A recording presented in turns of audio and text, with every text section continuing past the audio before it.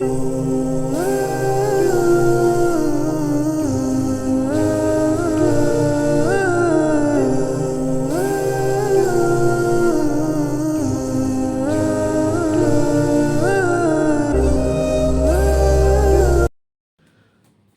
علیکم ورحمۃ اللہ وبرکاتہ۔ حامدًا و مصلیًا اما بعد۔ دیکھیے ناظرین، الحمدللہ یہ رمضان کا مہینہ چل رہا ہے، اور رمضان کے مہینہ میں جہاں روزے کے مسائل پوچھے جاتے ہیں وہیں زکوٰۃ کے مسائل بھی پوچھے جاتے ہیں۔ چونکہ تقریباً مسلمان رمضان کے مہینہ میں زکوٰۃ نکالتے ہیں، اس لیے زکوٰۃ کے مسائل بھی زیادہ ہی پوچھے جاتے ہیں۔ دیکھیے، اس سلسلے میں سب سے پہلی بات تو میں آپ کے سامنے یہ رکھنے کی کوشش کر رہا ہوں کہ زکوٰۃ اللہ تبارک و تعالیٰ نے ہر صاحب نصاب کے اوپر فرض قرار دیا ہے۔ جب فرض ہے تو ہم تمام مسلمانوں کو جو صاحب نصاب ہیں انہیں چاہیے کہ وہ اپنے مال میں سے زکوٰۃ نکالے۔ زکوٰۃ کے نکالنے سے ہمارا مال مکمل طور پر پاک ہو جاتا ہے۔ جس طریقہ پر آپ کا بدن اگر گرد و غبار کی وجہ سے اچھا نہیں دکھ رہا ہو، یا پھر اگر آپ کے کپڑے کے اوپر دھبا وغیرہ لگا ہوا ہو، تو آپ اس کو صاف کرنے کا طریقہ اپنائیں گے۔ کپڑے کو اگر آپ صاف کریں یا کوئی اگر دوسرا آپ کا کپڑا صاف کر دے، داغ اور دھبے کو نکال دے، تو آپ خوش ہو جاتے ہیں۔ اسی طریقہ پر اگر آپ نے غسل کر کے اپنے بدن کے میل و کچیل کو دور کر لیا تو آپ فریش ہو جاتے ہیں اور خوشی کا اظہار کرتے ہیں۔ بدن آپ کا ہلکا ہو جاتا ہے، موڈ آپ کا فریش ہو جاتا ہے۔ ٹھیک اسی طریقہ پر جب ہم اپنے مال میں سے زکوٰۃ کو نکال دیتے ہیں تو زکوٰۃ نکال دینے کے بعد اب جو باقی مال بچے گا وہ مال ہمارا پاک ہو جاتا ہے، اور انشاءاللہ وہ محفوظ بھی ہو جاتا ہے۔ مال میں سے زکوٰۃ نکالنے کی وجہ سے اللہ تبارک و تعالیٰ اس مال میں برکت عطا فرما دیتا ہے۔ میں آپ کو ایک مثال کے ذریعے سے سمجھانے کی کوشش کر رہا ہوں۔ آپ نے اپنے بچپن میں یہ دیکھا ہوگا کہ گاؤں یا محلے کے اندر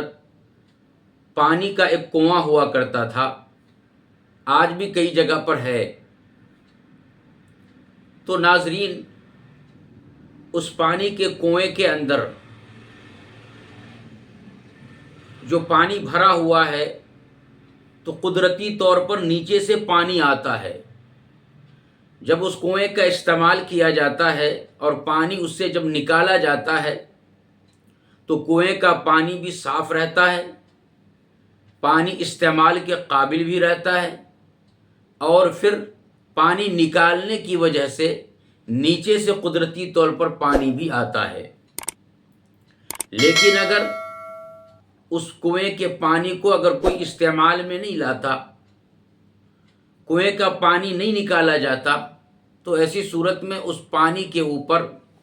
گرد و غبار بیٹھ جاتا ہے، وہ پانی استعمال کے قابل بھی نہیں رہتا، اور پھر قدرتی طور پہ جو نیچے سے پانی آتا اس کا آنا بھی بند ہو جاتا ہے۔ تو ٹھیک ناظرین اسی طریقہ پر جب کوئی شخص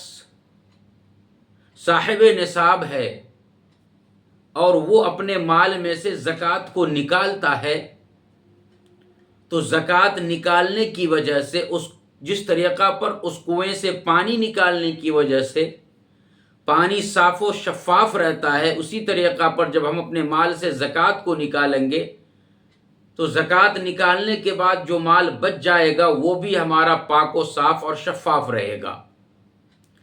اور پانی کنویں سے نکالنے کی وجہ سے جس طریقہ پر قدرتی طور پر نیچے سے خود بخود پانی آتا ہے، ٹھیک اسی طریقہ پر جو اپنے مال سے ہم زکوٰۃ کو نکالیں گے تو پھر اللہ تبارک و تعالیٰ اس مال کے اندر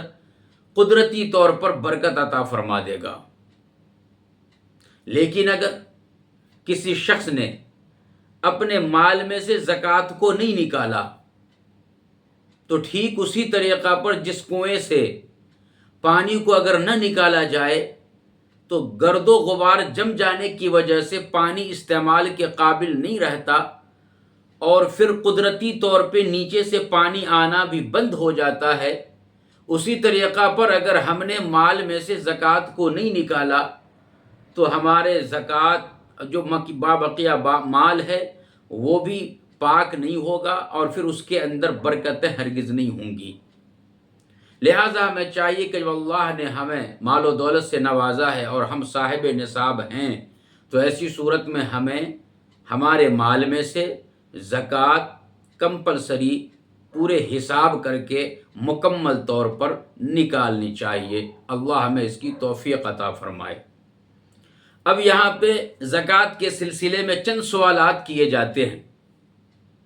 اس میں سے پہلا سوال یہ ہے کہ زکوٰۃ کن لوگوں پر واجب ہوتی ہے؟ تو اس کا جواب یہ ہے کہ زکوٰۃ مسلمان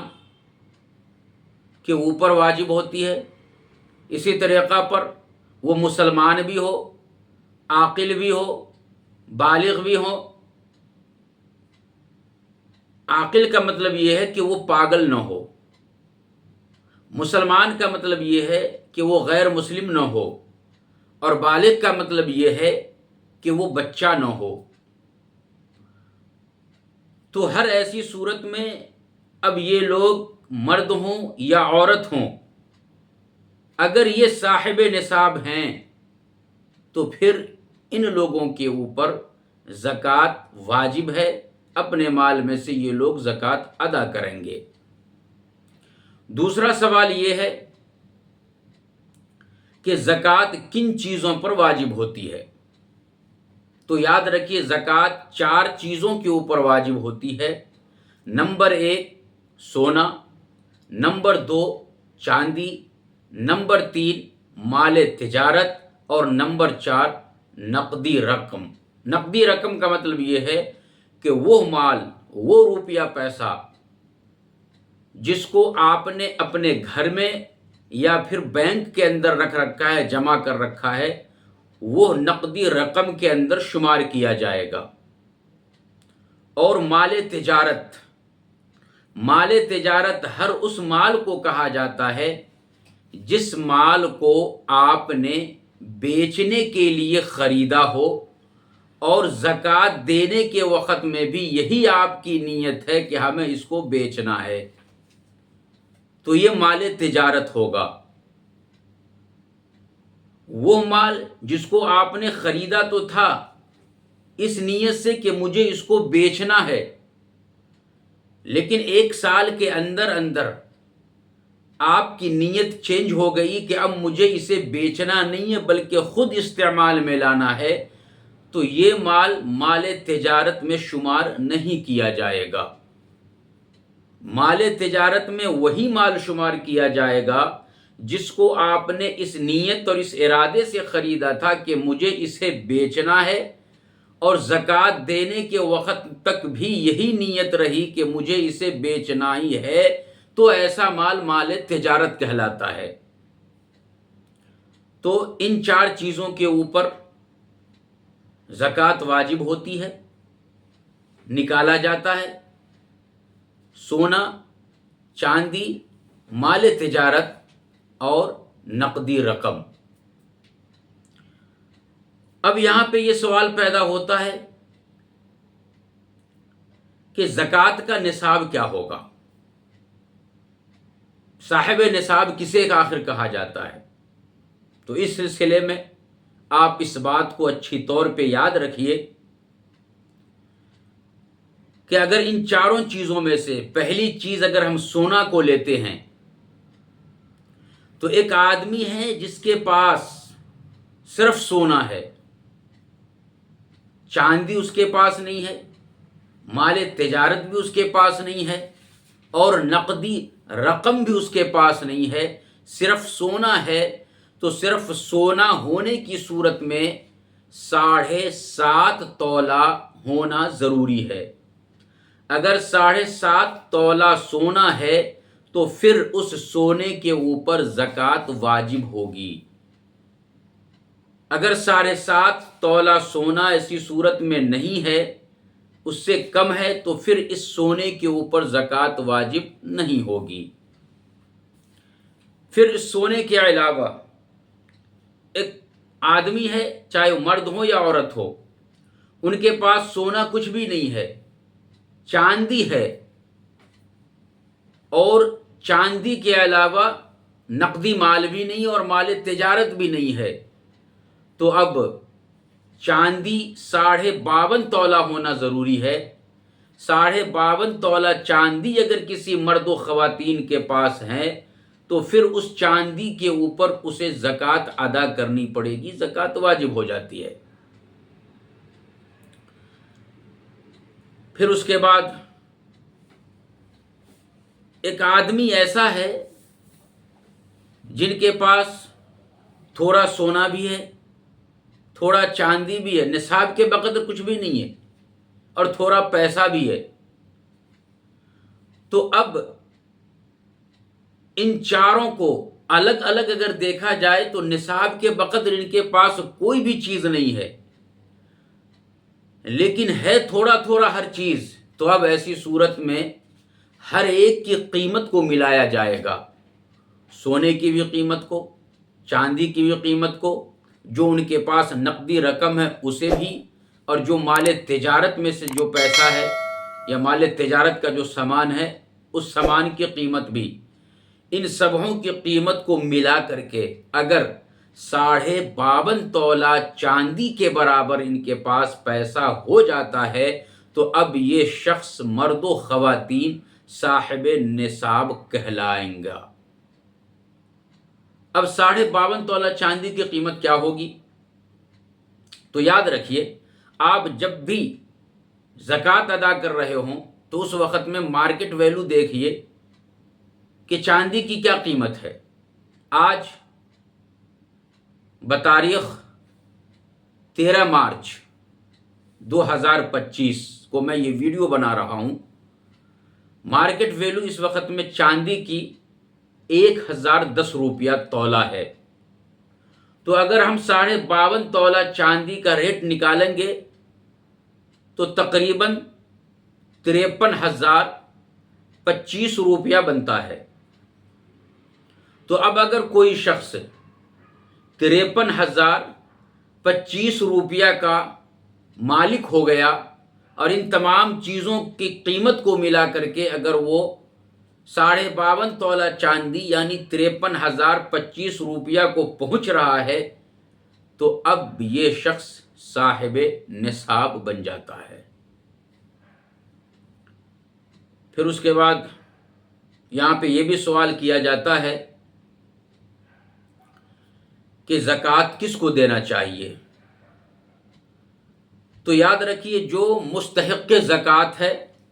یعنی جو صاحب نصاب نہیں ہے اس شخص کو ہمیں زکوٰۃ کی رقم دینی ہے۔ صاحب نصاب کون نہیں ہوگا؟ یعنی جس شخص کے پاس، چاہے وہ مرد ہوں یا پھر عورت ہوں، 52.5 تولہ چاندی کے برابر اگر پیسہ نہیں ہے تو پھر وہ لوگ مستحق زکوٰۃ ہیں، ہمیں چاہیے کہ ہم ایسوں کو اپنی زکوٰۃ کی رقم دیں۔ پھر یہاں پہ یہ بھی سوال پیدا ہوتا ہے کہ ہم کن رشتہ داروں کو زکوٰۃ دے سکتے ہیں اور کن رشتہ داروں کو زکوٰۃ نہیں دے سکتے ہیں۔ تو جن رشتہ داروں کو زکوٰۃ آپ نہیں دے سکتے ہیں ان رشتہ داروں میں باپ اپنے بیٹے کو، اپنی بیٹی کو، اپنے دادا کو، اپنی دادی کو، اسی طریقہ پر اپنے نانا کو، اپنی نانی کو، پوتے کو، پوتری کو، اور اسی طریقہ پر نواسے اور نواسی کو آدمی زکوٰۃ کی رقم نہیں دے سکتا۔ اس کے علاوہ ایک شخص اپنے بھائی کو، اپنے بہن کو، اپنی خالہ کو، اپنی پھوپھی کو، ان تمام لوگوں کو وہ زکوٰۃ کی رقم دے سکتا ہے۔ الغرض اسی طریقہ پر سوتیلے ماں کو، سوتیلے باپ کو، اور سوتیلے دادا کو، سوتیلی دادی کو، سوتیلے نانا کو، سوتیلی نانی کو، ان تمام لوگوں کو زکوٰۃ کی رقم دیا جا سکتا ہے۔ پھر اس کے بعد ایک اور سوال بار بار کیا جاتا ہے کہ ہر روپیے پر سال کا گزرنا ضروری ہے یا نہیں ہے، یہ سوال بھی کیا جاتا ہے۔ تو یاد رکھیے، ہر پیسے کے اوپر سال کا گزرنا ضروری نہیں ہے۔ جو صاحب نصاب ہیں، جتنے مال کا وہ مالک ہے، 52.5 تولہ چاندی کے برابر مال کا، اس مال کے اوپر سال کا گزرنا ضروری ہے، لیکن ہر مال کے اوپر سال کا گزرنا ضروری نہیں ہے۔ مثال کے طور پر ایک آدمی ہے جو ایک رمضان کو صاحب نصاب ہو گیا، وہ تقریباً 53,000 روپئے کا مالک ہو گیا، تو اب وہ صاحب نصاب ہو گیا۔ اب آنے والے رمضان کے اندر وہ دیکھا جائے گا کہ وہ اتنے مال کا مالک ہے یا نہیں ہے۔ اگر وہ آنے والے رمضان میں یعنی 2026 کی پہلی رمضان کی تاریخ کو اگر وہ 53,025 روپیہ جو مال ہے، اتنے مال کا اگر وہ مالک ابھی بھی بنا ہوا ہے، تو ایسی صورت میں وہ اب صاحب نصاب ہے، زکوٰۃ ان کو ادا کرنی ہے۔ لیکن ایک آدمی ہے جو 2025 ایک رمضان کو صاحب نصاب ہوا، 4-5 مہینے کے بعد پھر سے وہ غریب ہو گیا، پھر 2026 رمضان 1 تاریخ کو پھر سے وہ صاحب نصاب ہو گیا، تو اب درمیان میں جو مال اس کا کم ہوا یا پھر مال بڑھ گیا، تو اس سے جو ہے اس کے اندر کچھ نصاب کے اندر فرق پیدا نہیں ہوگا، بلکہ شروع میں دیکھا جائے گا جب وہ صاحب نصاب بنا تھا اس وقت میں، پھر اس کے بعد 1 سال کے بعد جب وہ زکوٰۃ کا حساب کرے گا ایک رمضان کو، اس میں دیکھا جائے گا کہ ان کے پاس کتنا مال ہے۔ اگر نصاب کے بقدر مال ہے تو وہ ان مال میں سے زکوٰۃ نکالے گا، اگر نصاب کے قدر مال نہیں بچا ہے تو پھر وہ غریب سمجھا جائے گا، وہ زکوٰۃ ہرگز نہیں نکالے گا۔ اب اس درمیان میں مال کم بھی ہوتا رہا اور زیادہ بھی ہوتا رہا۔ مثال کے طور پر 2025 ایک رمضان کو وہ صاحب نصاب ہوا، 2026 کے اندر ایک رمضان کو جب وہ مال ملا رہا ہے، تو اس میں سے بعض مال ایسا ہے جو ابھی 1 یا 2 دن ان کے پاس آیا تھا۔ مثال کے طور پر 2025 ایک رمضان کو وہ 1 لاکھ روپئے کا مالک تھا، اب جب 2025 شروع ہوا تو شعبان کی 29 تاریخ کو اس کے پاس مزید 1 لاکھ روپیہ کہیں سے آ گیا۔ اب وہ 1 رمضان 2026 کو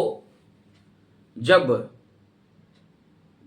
مال ملائے گا اور کیا کہتے ہیں زکوٰۃ نکالنے کی کوشش کرے گا، حساب لگائے گا،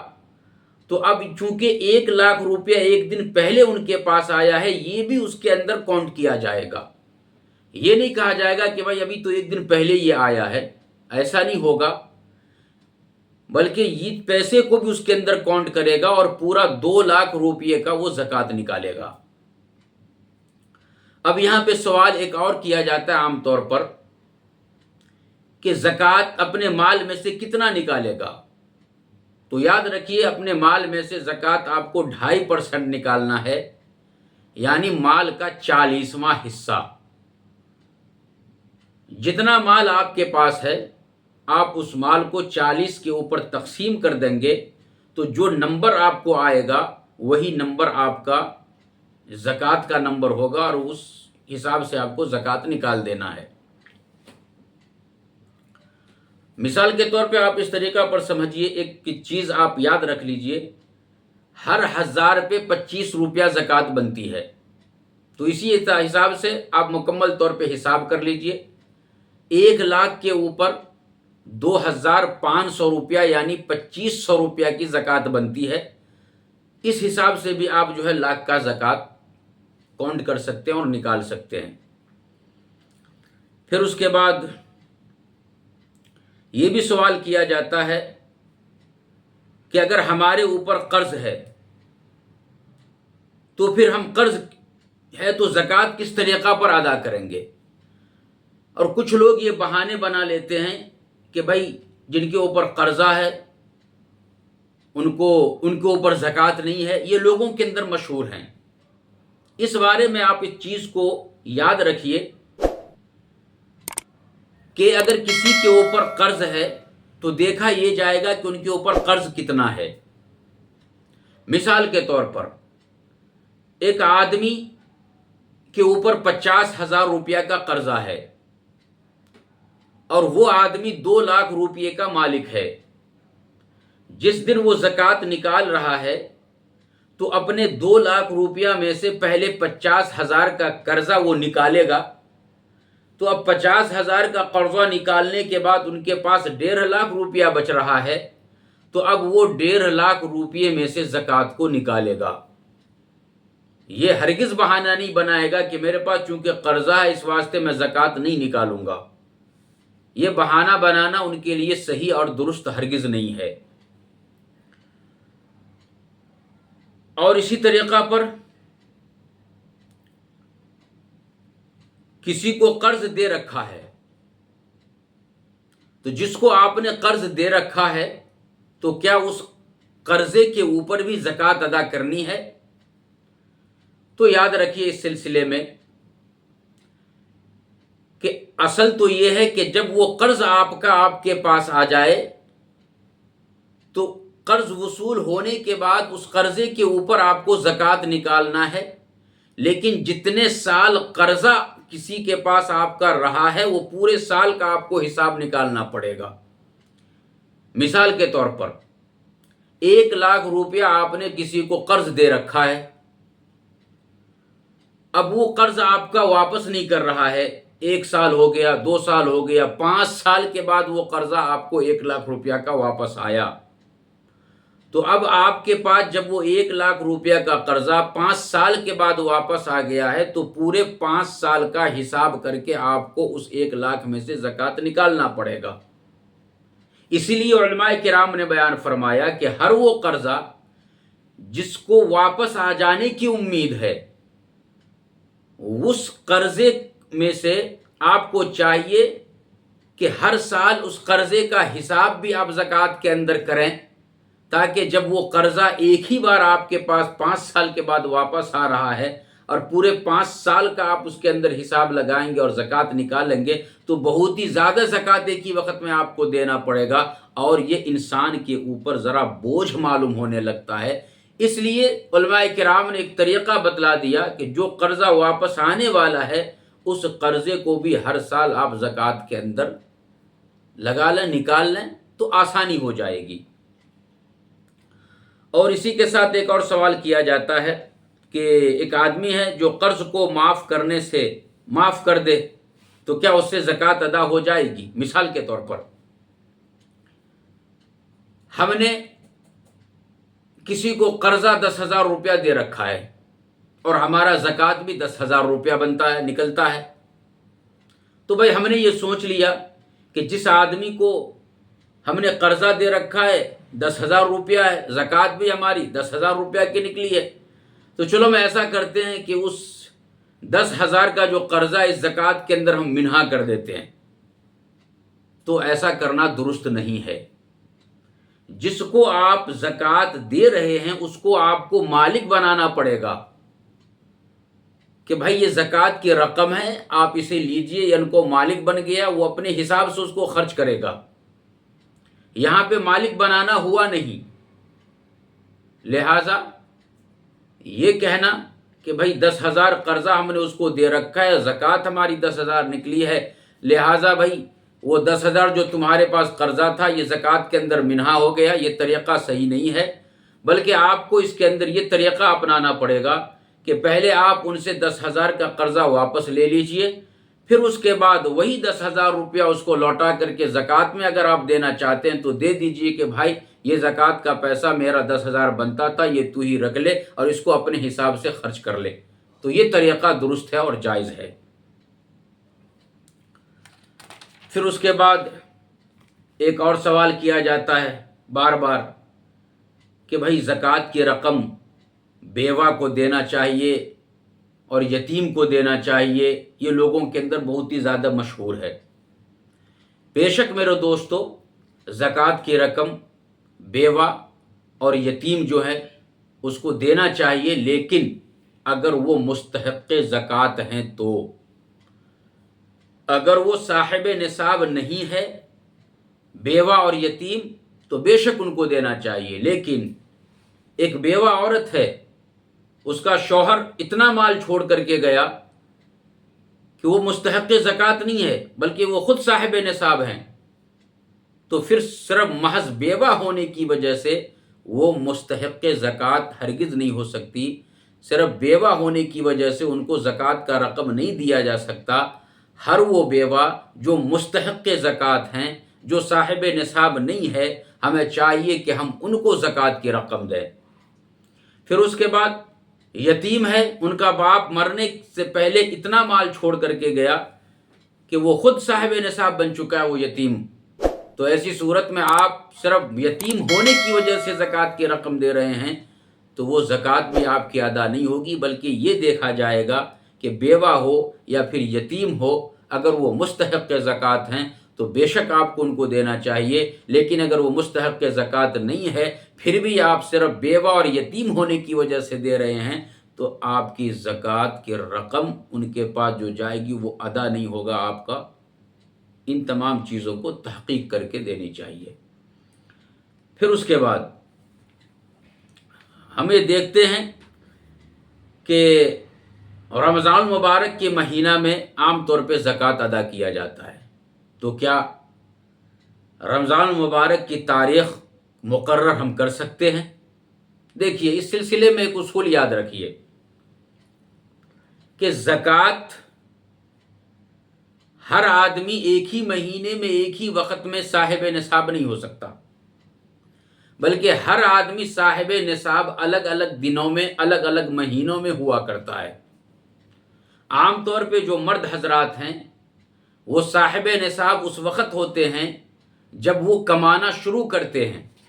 جب ان کی نوکری لگ جاتی ہے اور پہلی تنخواہ جب ان کے پاس آتی ہے اور وہ تقریباً 60-70 ہزار روپے کی تنخواہ اگر وہ مہینے میں کما رہا ہے تو ایسا نوجوان جب پہلی دفعہ ان کے پاس تنخواہ آیا تو اسی وقت میں وہ صاحب نصاب ہو گیا۔ تو ان کو چاہیے کہ جب بھی ان کی پہلی تنخواہ ملے اور وہ 50,000 سے اوپر کی تنخواہ ہے تو وہ فوراً اپنی تاریخ کو نوٹ کر لے کہ فلاں تاریخ میں صاحب نصاب ہو گیا تھا۔ پھر اس کے بعد وہ نوجوان اب دوسرے سال، اس کے بعد جب دوسرا سال جب آئے گا، 1 سال گزرنے کے بعد، تو پھر ان کے پاس اپنے مال کو دیکھے گا کہ میں 52.5 تولہ چاندی کے برابر مال کا مالک ہوں یا نہیں ہوں۔ اگر وہ 52.5 تولہ چاندی کے مال کے برابر اگر ان کے پاس پیسہ ہے اور وہ مالک ہے تو ایسی صورت میں وہ صاحب نصاب ہوگا، اپنے مال میں سے وہ زکوٰۃ کو نکالنا پڑے گا۔ پھر اس کے بعد عام طور پہ لڑکیاں اس وقت میں صاحب نصاب بنتی ہیں جب ان کی شادی ہوتی ہے،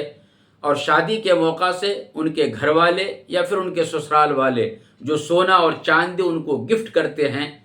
گفٹ میں دیتے ہیں، تو یہ ملنے کے بعد وہ لڑکیاں بھی صاحب نصاب بن جاتی ہیں۔ تو اس وقت میں ان کو نوٹ کر لینا چاہیے، یہ تو عام طور پہ یاد رہتا ہے کہ بھائی شادی کب ہوئی ہے، تو اب وہ مستحق زکوٰۃ ہو گئے، وہ صاحب نصاب ہو گئے۔ تو ہر آدمی، مرد و خواتین،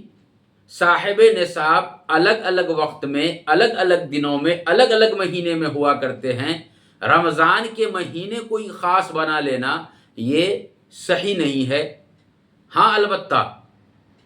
رمضان کے مہینے کو خاص آپ اس وقت میں بنا سکتے ہیں کہ آپ جب بھی صاحب نصاب ہوئے وہ تاریخ نوٹ کر لیے، اسی تاریخ میں آپ کو حساب کرنا ہے۔ حساب کرنے کے بعد جتنا بھی رقم زکوٰۃ کا ہوا، آپ اس زکوٰۃ کی رقم کو نکال لیجئے۔ نکالنے کے بعد